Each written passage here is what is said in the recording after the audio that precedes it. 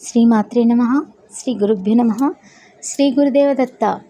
జ్యేష్ఠ పౌర్ణిమ నాడు వటసావిత్రి వ్రతాన్ని నేనైతే శ్రద్ధాభక్తులతో వటం అంటే వృక్షము, మేడి చెట్టు యొక్క వృక్షం కింద చేసుకున్నాను. ప్రతి మహిళ, పెళ్ళైన ప్రతి మహిళ తన సుమంగళితత్వం కోసం అంటే తన సౌభాగ్యం కోసం ఈ వ్రతాన్ని ఆచరించాలి. ఈ వ్రతము సావిత్రి సత్యవంతుల కథ. సావిత్రీదేవి తన భర్త అయిన సత్యవంతుణ్ణి యమధర్మరాజుతో పోట్లాడి తిరిగి ప్రాణాలు దక్కించుకున్న తీరు అమోఘం. అదే కథని మనము ఈరోజు అంటే జ్యేష్ఠ పౌర్ణిమ నాడు చేసుకోవడం వల్ల మన అందరి సౌభాగ్యం కూడా మంచిగా ఉంటుంది. అత్తగారింటికి తల్లిగారింటికి కూడా మంచి జరుగుతుంది అనేది ఈ వ్రతం వల్ల ఈ కథలో మనకి తెలుస్తుంది.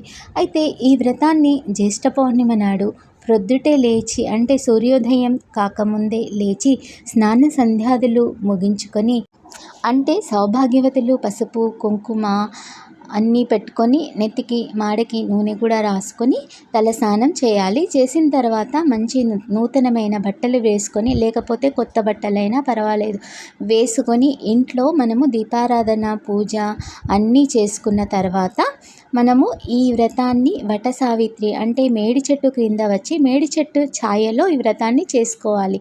ఒకవేళ మనకి అనుకూలం లేకపోతే మేడి చెట్టు కొమ్మనైనా మన ఇంటికి తీసుకొని వచ్చి తులసి చెట్టులో పెట్టుకొని ఈ వ్రతాన్ని మనం చేసుకోవచ్చు తేలికగా. అయితే అది కూడా దొరకకపోతే తులసి చెట్టునే మేడి చెట్టుగా భావించి కూడా మనం ఈ వ్రతాన్ని చేసుకోవచ్చు. అయితే ఈ వ్రతాన్ని నేనైతే మేడి చెట్టు క్రింద వెళ్ళి చేసుకున్నానండి.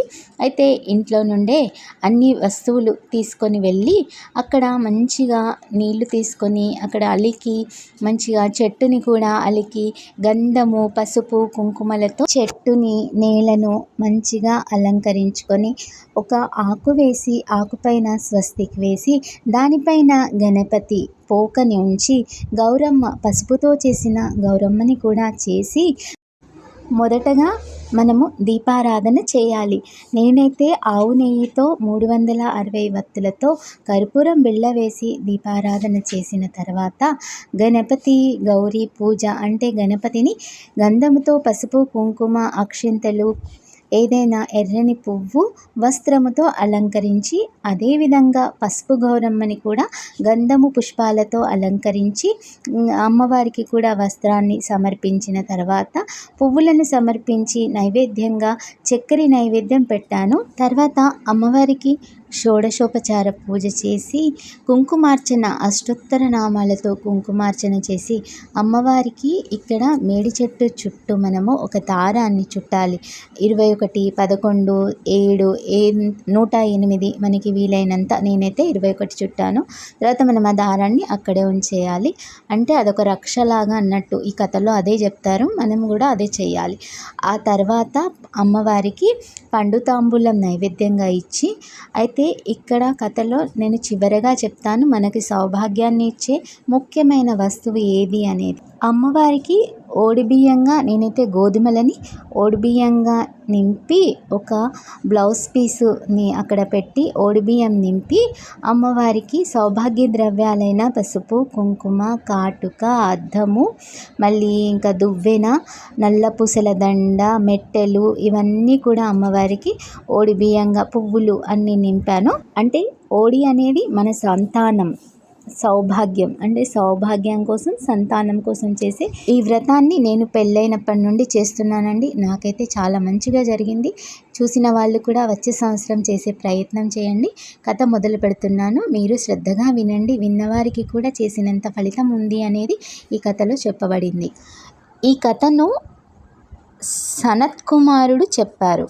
ఓ ఈశ్వర, కుల స్త్రీలకు మహాభాగ్యమును సౌమాంగల్యమును కలిగించినట్టి వ్రత రాజ్యమును తెలుపవలసిందిగా ప్రార్థిస్తున్నాను అని అడిగారు.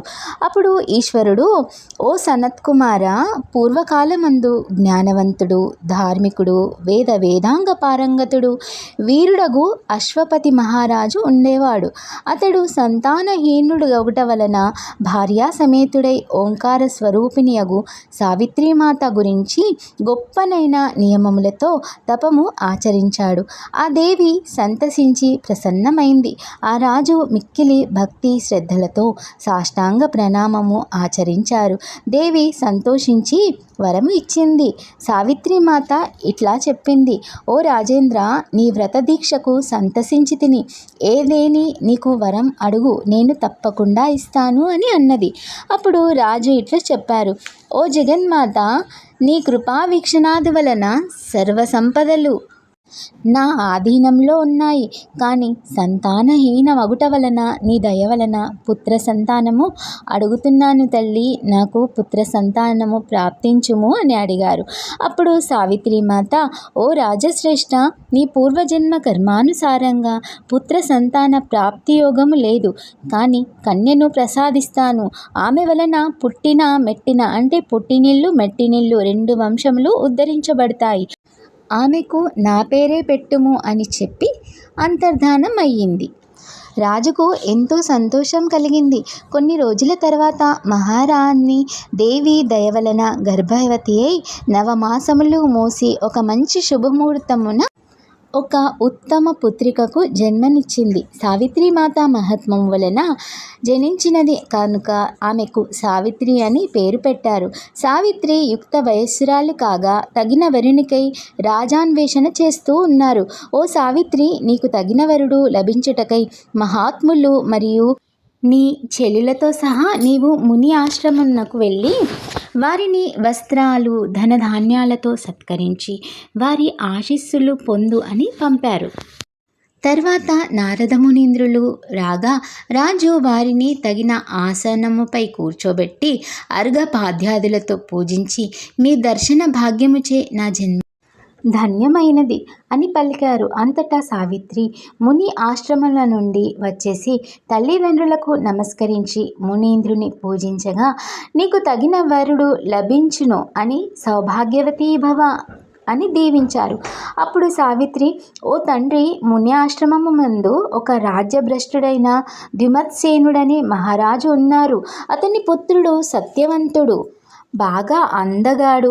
అతనినే భర్తగా నా మనఃపూర్వకంగా అంగీకరించాను అని చెప్పింది. అప్పుడు నారదుడు: ఓ రాజా, మీ పుత్రిక తెలిపినట్లు ఆ రాజకుమారుడు రూపవంతుడు, గుణవంతుడు, సర్వశాస్త్ర విషాదుడు. అతనితో సమానమైన మానవులు లేరు. కానీ అతనికి నేటికి సంవత్సరము వరకే ఆయుప్రాణము కలదని చెప్పారు.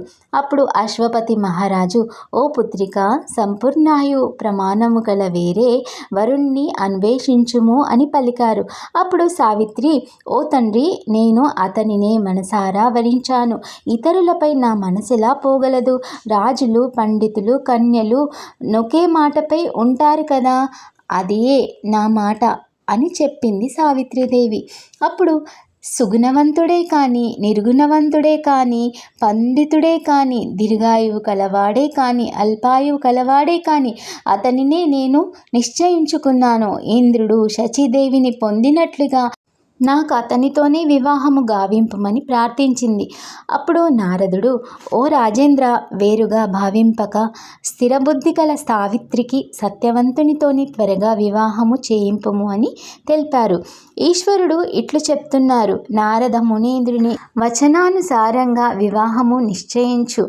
ద్యుమత్సేన మహారాజు సన్నిధికి రాజలాంఛనములతో వెళ్ళి వృక్షమూలంన నివసించుచున్న అందులగు రాజదంపతులకు సావిత్రి, అశ్వపతి మహారాజులు నమస్కరించి తమ పరిచయమును చేసుకున్నారు. ద్యుమత్సేనుడు వన్యఫలములతో సత్కరించి, మీ రాక ఎందులకో తెలుసుకోవచ్చా అని అడిగారు.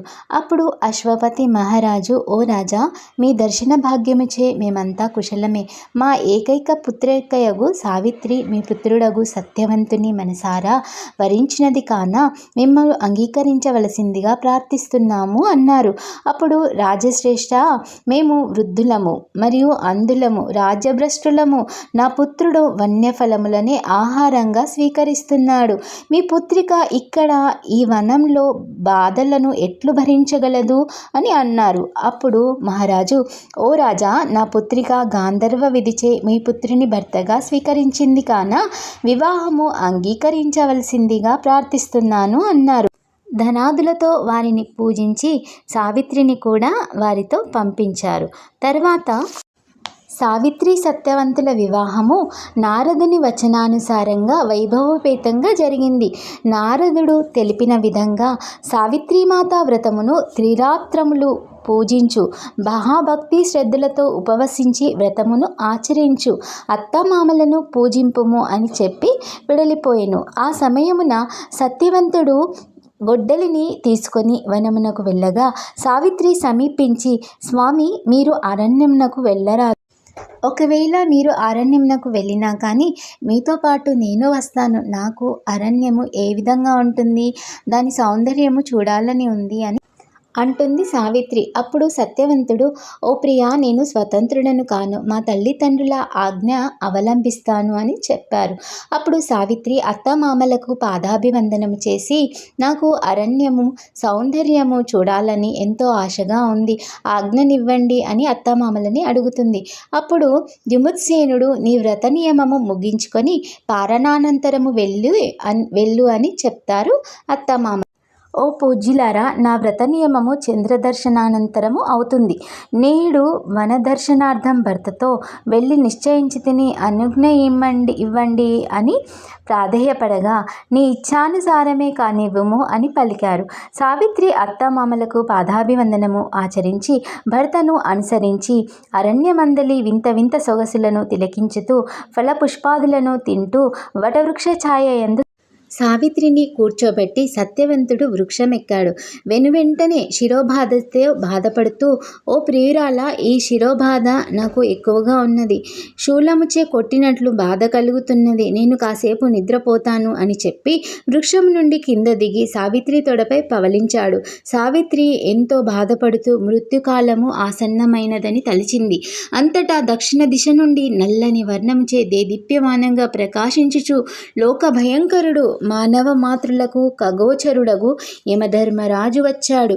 యమధర్మరాజు చెప్పారు, ఓ మానవంతురాలా, నీ భర్తకు ఆయువు క్షీణించింది, నేను గైకొన వచ్చిందని నువ్వు పక్కకు జరుగుము అన్నాడు. అప్పుడు సావిత్రి, ధర్మస్వరూప, మానవులను గైకొన మీ దూతనే పంపిస్తారు కదా, మరి మీరే స్వయంగా ఎందుకు వచ్చారు, కారణం తెలుసుకోవచ్చా అని అడిగింది సావిత్రి. నా భర్త గైకొన మీరే ఎందుకు వచ్చారు, నన్ను ఎందుకు పక్కకు జరగమంటున్నారు అని అడిగింది.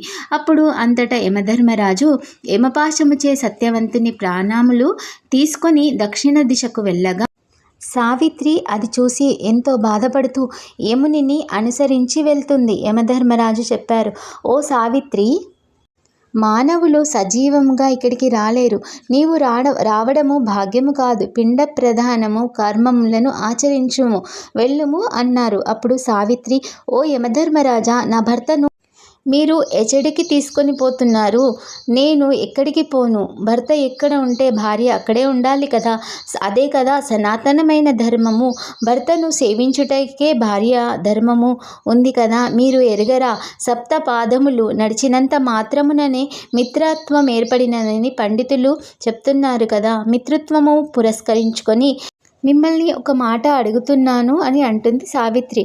అప్పుడు యమధర్మరాజు, ఓ మానవతి, నీ భర్త ప్రాణములు తప్ప ఏ వరమైనా అడుగుము అని అన్నాడు.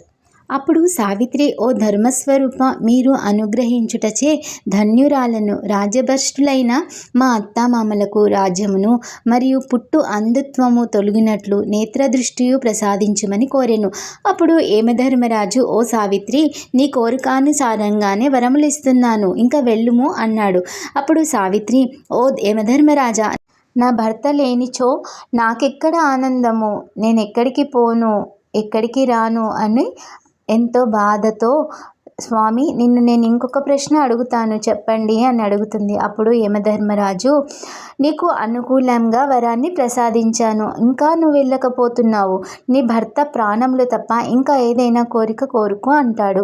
అప్పుడు సావిత్రి, మీ దయ వలననే మా అత్తామామలకి మంచిగా కళ్ళు వచ్చాయి, సకాట రాజ్యంను, పటుద్వంతంను, నేత్రదృష్టియు లభించింది, రెండవ వరముగా మా తల్లిదండ్రులకు పుత్ర సంతానము కలిగినట్లు గ్రహింపము అని అడుగుతుంది. అప్పుడు యమధర్మరాజు తదాస్తు అని అంటారు. అయినా సావిత్రి వెళ్ళిపోకపోతే యమధర్మరాజు, ఏమిటి ఇంకా ఎందుకు వస్తున్నావు? నీ కోరికలు నెరవేరుస్తేనే కదా, ఇంకా వెళ్ళిపొమ్ము అని అంటాడు. అప్పుడు సావిత్రి, మీ దయ వలనే మా అత్త మామలు తల్లిదండ్రుల కోరికలు నెరవేర్చాను తండ్రి. నేను ఎంతో సంతోషించాను. అయితే 3వ వరంగా నాకు సంతాన ప్రాప్తిని కోరుచున్నాను అని అడుగుతుంది సావిత్రి. అప్పుడు యమధర్మరాజు, ఓ సావిత్రి, మిక్కిలి బలపరాక్రమములైన 100 కుమారులు అంటే 100 మంది కొడుకులు నీకు పుడతారు. ఇక వెళ్ళు అని అంటాడు. ఈ భయంకరమైన మార్గముకి నువ్వు రావద్దు, నువ్వు ఇక్కడికి రాలేవు, వెళ్ళిపో సావిత్రి అని అంటాడు యమధర్మరాజు. అప్పుడు సావిత్రి, నా భర్తను మీరు ఎంత దూరం తీసుకొని వెళ్ళినా నేను అక్కడికి వస్తాను అని అడుగుతుంది. నా పతి ప్రాణము నాకు ఇచ్చేయండి ధర్మరాజా అని ఎంతో దీనంగా అడుగుతుంది సావిత్రి. అప్పుడు యమధర్మరాజు, నీ దయాపూర్వకములైన వాక్యములచే మిక్కిలి ముదముందితిని, నీవి భయంకరమైన మార్గమును వదిలి వెళ్ళుము అని అంటాడు. అప్పుడు సావిత్రి, మీరు ఇంతకు పూర్వమే 100 మంది కుమారులను ప్రసాదించారు కదా స్వామి అని అంటుంది. అప్పుడు యమధర్మరాజు, ఓ సావిత్రి, నీకు కోరికను అనుసరించే నేను నీకు 100 బలపరాక్రమ కుమారులను ప్రసాదించాను కదా, మరి వెళ్ళిపొమ్ము అంటాడు. అప్పుడు సావిత్రి, ఓ ధర్మస్వరూప, పతివ్రతా స్త్రీలు భర్త సంయోగము లేక సంతానం ఎట్లు పొందగలరు? నా పతివ్రతా ధర్మముచే సూర్యుని భూమిని తప్పింప చేయుదును అని తీక్షణంగా పలికెను. అప్పుడు యమధర్మరాజు, నీ వచనములన్నీ యథార్థములే, ధర్మసమ్మతములే అని పలికెను. సావిత్రి, స్త్రీకు భర్తయే దైవము, పతివ్రతలకు భర్తకు మించిన దైవం ఉండదు. భర్త వినా సుఖమెక్కడిది? నాకు 100 పుత్రులు ఎట్లు కలిగెదరు? మీరు నాకు ఒసంగిన వరము వృధా ఎలా కాగలదు అని తెలిపెను. ఆ మాటలు విని ధర్మరాజు మారు మాట్లాడక, నీ పతివ్రతా ధర్మమునకు ముగ్ధుడైతిని, నీ పతి ప్రాణములను ఒసంగుచున్నాను. ఈ మామిడి పండుని తీసుకొని వెళ్ళి వటవృక్షము క్రింద పవళించిన నీ భర్త నోటిలో పిండమని తెలిపెను. నీ భర్తకు పూర్ణాయువు సంపూర్ణాయువు ప్రసాదించుచున్నాను. సావిత్రి అటులనేనని కనులు మూసుకొనగా భర్త సమీపమున చేరెను. భర్త నోటిలో మామిడి పండు రసమును పోయగా భర్త నిద్ర నుండి లేచెను. స్వప్నము వచ్చినదని భార్యకు తెలిపెను. సావిత్రి జరిగినదంతయు తెలిపింది. అచట దుమత్సేన మహారాజు దంపతులకు ఊహించని విధంగా నేత్రములు వచ్చాయి. మిక్కిలి సంతసించిరి. పుత్రునకై నిరీక్షించుచుండగా సావిత్రి సమేతముగా సత్యవంతుడు ఎదురొచ్చి విషయమంతను వివరించారు. తదుపరి సావిత్రి సత్యవంతులు రాజ్యమునకు వెళ్ళి రాజ్యపాలన సంతోషదాయకంగా చేసుకొనుచుండెరు. ఆ తర్వాత సత్యవంతులు రాజ్యము సుఖమును అనుభవించుచు తేజోవంతులైన 100 కుమారులను కని సమస్త సుఖమును అనుభవించిరి. ఈ వ్రత మహాత్మమును వినిన వారికి సమస్త కోరికలు నెరవేరగలవు. అర్ధాయువు గల భర్తకు సంపూర్ణాయువు లభించును. ఈ వ్రతం ఆచరించుచు స్త్రీలకు 7 జన్మల వరకు వైధవ్యము రానే రాదని ఈశ్వరుడు తెలిపెను. సనత్కుమారుడు, ఓ త్రియంబక, ఈ వ్రత విధానము స్త్రీలు ఆచరించుటకు సవిస్తారముగా తెలుపుము అని ప్రార్థించెను. అప్పుడు ఈశ్వరుడు, సౌమాంగల్యంను కాంక్షించు స్త్రీలు ప్రతి సంవత్సరము జ్యేష్ఠ శుద్ధ త్రయోదశి మొదలుకొని 3 దినములు వటసావిత్రి వ్రతం ఆచరించవలయును. లేదా పౌర్ణమి నాడు వటవృక్ష ఛాయనే సవిస్తారముగా వ్రతం ఆచరించవలెను. సావిత్రి వటవృక్షం కింద ఆచరించిన కారణాన దీనికి వట సావిత్రి వ్రతం అనే పేరు వచ్చింది. సావిత్రి సత్యవంతుల ప్రతిమలమును చేయించి గొడ్డలి ప్రతిమను కూడా చేయించి వటవృక్షం క్రింద ఉంచి పూజించాలి. బంగారు ప్రతిమలు చాలా శ్రేష్టమైనవి. వ్రత సమాప్తి అయిన మరుసటి రోజు బ్రాహ్మణ దంపతులకు షడ్రసోపేతమైన భోజనము పెట్టవలెను. 7 ధాన్యములను సావిత్రీదేవి సామీప్యమున నుంచి బ్రాహ్మణ దంపతులకు దానమియాలి. మామిడి పండ్లు కళ్యాణగుణ్యమైన ఫలములు అవుట వలన మంగళసూత్రము దేవి సామీప్యమున ఉంచి పూజించి దానిని కూడా దానమియవలెను. 3 పర్యాయములు ఉదకమును విడివవలెను. ఈ సావిత్రీదేవి వ్రత మహాత్మమును ఎవరెవరు వినెదరో వారికి 18 పురాణములు వినిన ఫలము లభించును. సావిత్రీదేవికున్న శక్తి సామర్థ్యములు మానవ మాత్రులకు లభించవుగాన వటసావిత్రి వ్రతం ఆచరించు వారికి అంత ఫలితము కలుగును, సందేహము లేదు. ఓ జగన్మాత, వటసావిత్రి దేవి నాకు సౌమంగళ్యము, సౌభాగ్యము, తేజోవంతులైన పుత్రులను ఇమ్మని ప్రార్థించవలెను. ఈ వ్రతం ఆచరించుట వలన దూరదేశమునందుంద భర్త త్వరలో రాగలడు. 7 జన్మల వరకు వైద్యము రాజాలదు, సంశయించనవసరమే లేదు. ఈశ్వరుడు సనత్కుమారునికి తెలుపినటువంటి వాడేను. ఈ వ్రతం ఆచరించిన వారికి, వినిన వారికి, చదివిన వారికి సమస్త కష్టములు తొలగి సౌమాంగల్యము, సౌభాగ్యము, కోరిన కోరిక తప్పక నెరవేరుతుంది. శుభం భవతు. వటసావిత్రి మాతాకి జై. స్కాంద పురాణాగతమైన శివ సనత్కుమార సంవాద రూపమైన వటసావిత్రి వ్రతకల్పము సమాప్తము. అయితే నేను మొదటగా చెప్పిన విషయం ఏంటంటే, ముఖ్యంగా పూజ ఆరంభించిన తర్వాత ఒక మామిడి పండుని అక్కడ పెట్టి పూర్తి పూజ అయిపోయిన తర్వాత ఆ పండుని మన భర్తకు ఇవ్వడం వల్ల మన భర్తకి నిండు నూరేళ్ళు ఆయుష్ ఉంటుంది అనేది ఈ కథలో అంశం. అయితే ఇలాంటివి వ్రతాలు మేము ఎప్పటికీ చేసుకుంటూనే ఉంటాము. ఇది వీడియో కోసం చేసిందైతే కాదు. ప్రతి సంవత్సరము మాకు ప్రతి మాసంలో రకరకాలైన పండుగలు వస్తూనే ఉంటాయి, వ్రతాలు. అయితే నేను శ్రావణ మాసంలో వచ్చే ప్రతి వ్రతాన్ని, ఆ వ్రతాన్ని యొక్క విశిష్టతని చెప్తూ ఉంటానండి. అయితే వీలైతే మీరు ఆచరించండి, లేదంటే మీరు విన్నా చూసినా కానీ మీకు అంతే ఫలితం లభిస్తుంది. ఇలాంటి ఎన్నెన్నో వీడియోస్ కోసం please like, share, comment to my channel, subscribe చేసుకోవడం మర్చిపోకండి. శ్రీమాత్రే నమః. లోకా సమస్త సుఖినో భవంతు. జై శ్రీరామ్. అమ్మా అమ్మా చూడండి, పచ్చని మండపమిదిగోని పార్వతి వచ్చి కూర్చుంది, ప్రజలను పాలన చేయుటకై. నైవేద్యంబు తాంబూలంబు వరుసగా అమ్మకు ఇవ్వండి, నీరాజనముకు నీరాజాక్షికి అమ్మా వారికి వందనము. అమ్మా అమ్మా చూడండి, పచ్చని మండపమిదిగోని పార్వతి వచ్చి కూర్చుంది, ప్రజలను పాలన చేయుటకై. గుడిలో పూజ అయిపోయిన తర్వాత ఇంటికి వెళ్దాము అని టర్న్ తీసుకునే లోపలే ఇక్కడ మా ముందర 1 నంబర్ కార్ అయితే కనిపించిందండి, ఏంజల్ నంబర్. ఇది ఆశీర్వచనంగా భావిస్తున్నాను.